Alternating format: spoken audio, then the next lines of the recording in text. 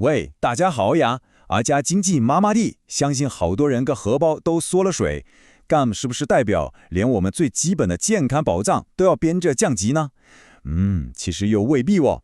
今天呢，我们就一起来拆解一下，看看保险市场为了应对那个情况，究竟推出了几枚新招数。我們會講一種全新的低配版保險，睇看它是不是真的可以幫我們用更少的錢買到最核心的保障。我哋不如就開門見山啦。當個荷包真係緊嘅時候，我哋是唔是係捉住就犧牲自己甚至屋企人嘅保障啊？我相信呢個問題係而家應該係好多人嘅新聞裏面呢係一個好大嘅問號。好，事不宜遲，我哋即刻入正題。跟住我哋會點行呢？首先，我哋會清下大家而家面對緊嘅一個核心兩難，跟住呢，我會同大家拆解兩個市場上新出嘅脫節方案。之後，我會用一個我覺得幾得意嘅比喻，幫大家理解背後嘅邏輯。到咗最後，最緊要嘅係個選擇權會交翻俾你嘅自己。好，第一部分核心兩難，呢個呢可以可咁調話係我哋今日趁嘅討論嘅起點。你諗下，一方面呢，好多人嘅收入可能真係冇以前咁好勁，但另一方面，醫療通脹又好似咗賀戰咁，越嚟越犀利。喺呢種錢又想慳，但病又唔講病嘅無冬之下，我哋喺保障呢方面究竟可以點樣保住好呢？其實你又不用事半灰心喎，因為市場是有反應的，他們是聽到大家的聲聲的。保險公司都醒覺到，現在大家需要的可能不再是那種花裡花路的功能，而是最實在、最核心，而且最重要是負擔得起的保障。就是因為這樣，一類全新的產品就應運而生了。OK， 既然市場有反應，咁究竟佢哋推出咗啲咩新嘢呢？好，我哋即刻嚟睇第一個方案，就係所謂嘅純保障遺疾保險。要記住，呢種產品嘅目標好清晰，就係專注解決一個問題：點樣用最少嘅錢喺我哋仲後生、仲搏殺緊嘅時候，攞到個最高嘅保障喎。咁到底咩係純保障呢？簡單啲講，你可以想象佢係將保險嘅降減效應玩到最盡。佢嘅設計理念就係你俾嘅每一蚊保費，佢都盡可能幫你轉化做最大嘅保障額。而且係集中可力喺你人生最需要錢嘅階段，譬如話70歲之前。但天下無免費午餐，代價就係佢幾乎係冇任何儲蓄成分嘅。好，呢個比較表呢，就將個分別講得一清二楚。你睇左邊傳統嗰支儲稅向遺執，佢係保障加儲蓄，所以你供完或者中途退保都可以攞翻一筆錢。但你再睇右邊呢支新嘅純保障計劃，佢嘅退保值係非常之低嘅。點解？因為佢將所有資源 all in 喺保障嘅 CP 值上面，所以呢個就係一個好清晰嘅取捨，冇話邊個好啲，係睇你需要啲咩。好，我哋明咗遺疾保險嘅純保障概念之後，再睇下醫療保險嗰邊又有啲咩新玩法。方案2出場啦，佢就係專門針對好多人覺得高端醫療保費太貴呢一個痛點而推出嘅一個入門級版本。口講互評，我哋直接睇數字，呢個圖表就展示得好清楚啦。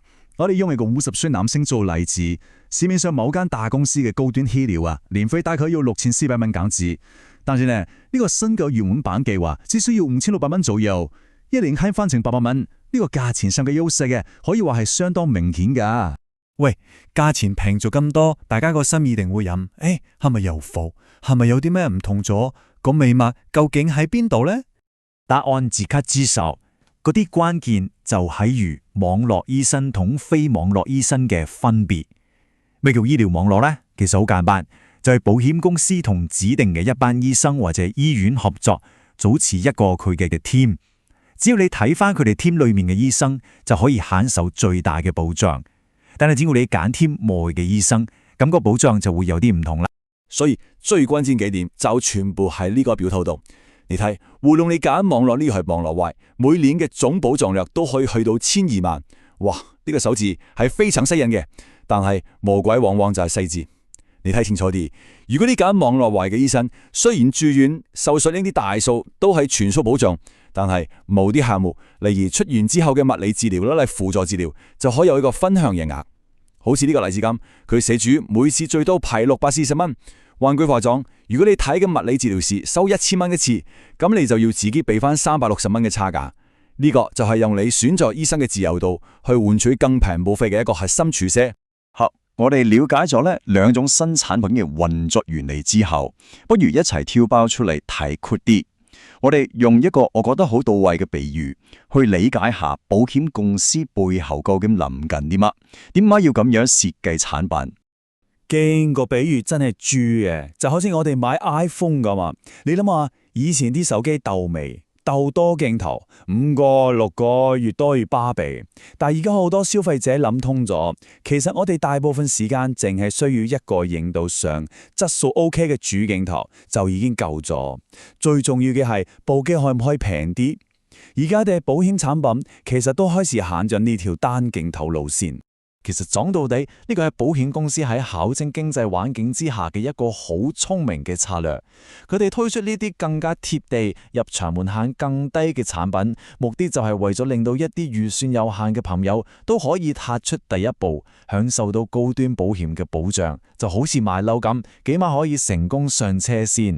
好啦，我哋講咗咁多，分析咗咁多選項，最終我哋都係要翻到去最重要嘅一部分，就係講咁多，對你嚟講究竟意味住啲咩呢？關你咩事呢？呢度就幫大家總結咗你需要做嘅核心抉擇。Basically 呢，就係兩條路。